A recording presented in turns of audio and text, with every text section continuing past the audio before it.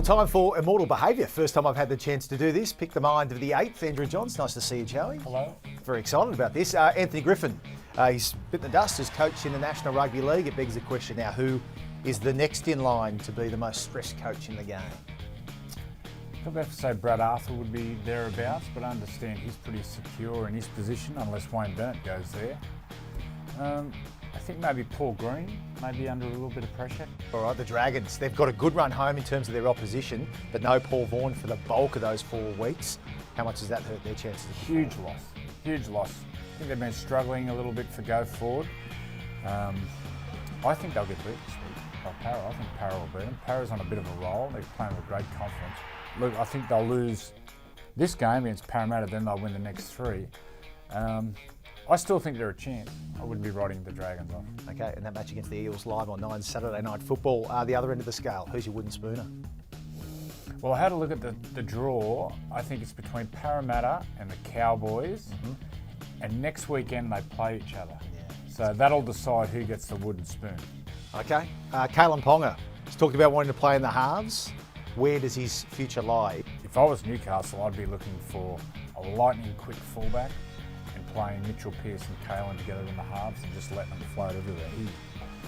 We can all see he's once in a generation player and may win the Dally M this year. Look, let's move on to former Rabbitoh, now at the Warriors, Isaac Luke, 31. Would you be re-signing him? Definitely. He's got another 2 years left in him. He went over there, the Warriors, and I think he went home and got comfortable. Was carrying a lot of weight, but he looks fit this year, looks focused. And when he's on the field, and when Adam Blair's on the field, they look a different team, the Warriors. They're my dark horse for the premiership. If anyone can make a real run, I think it can be the Warriors, and I expect them to win this week, unfortunately, against the Knights. Jacob Lillyman, the Warrior, he's retiring at season's end, represented Queensland, as we know, 14 times. How do you best describe a player like him? Well, just the personality. He's a strong, big country boy, and that's the way he played. He never let you down, reliable, as tough as they come.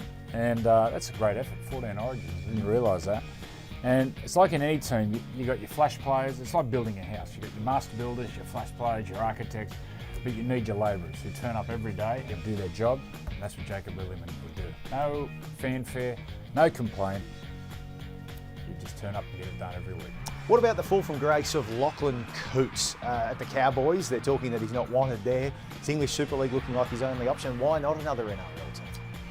Yeah, it's a few players that the Cowboys have seen, they've got old overnight, and people know what I'm talking about. I think this will rule the Cowboys that they'll let Kalyn Ponga go and kept Lachlan Coote. That's the way, you know, the mystery and the challenge of managing that salary cap, letting the older players go a year before and keeping the young players. Yeah, I think Super League would be best for Lachlan. Been a great player over the years, won a premiership, so coming to the end of his career. All right, look, I want to put your CEO cap on and talk about some signing of players. We've compiled a list of some all-time greats up against some other players. Now this is at their peak. At their peak. Those players at their So peak. we're talking about the cream of the crop and then them playing at their absolute best. Yeah. If you had to, and I love this while we're talking salary caps, Mal Meninga or Greg Inglis? Well, I played against Mal. You knew how hard it was. I'll go Mal. Alan Langer or Ricky Stewart? Both heroes of mine, and I took the best qualities of both these players and put them into my game. I'll go Ricky. And let Alan be Alfie can be the party liaison. He can run the water. Shane Webke and Veloca Roach.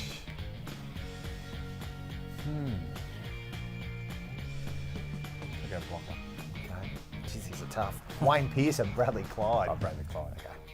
Glenn Lazarus or Artie Beetson? Well, Artie's an immortal. We're all going to hang out together one day, the immortals up there.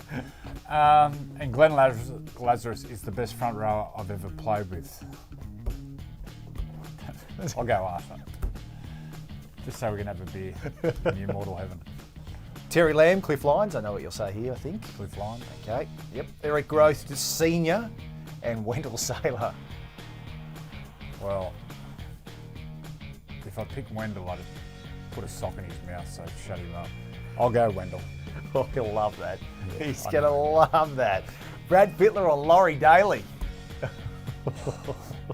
Well, you can't choose between these two. I work with Freddie every day, so I'll go Freddie, but how can you choose? No, that's like picking your favourite child. You can't do that. Well done, though. It's it. Freddie. Steve Mortimer, Peter Sterling. Oh. Well, I love Turvey's chip and chase. Yep. And the double chip and chase. You don't see that anymore. No. I'll go Turvey. Okay, Steve Renoff and E.T. The Pearl ran off. Okay. That is, That's that's giving me anxiety. having anxiety asking it.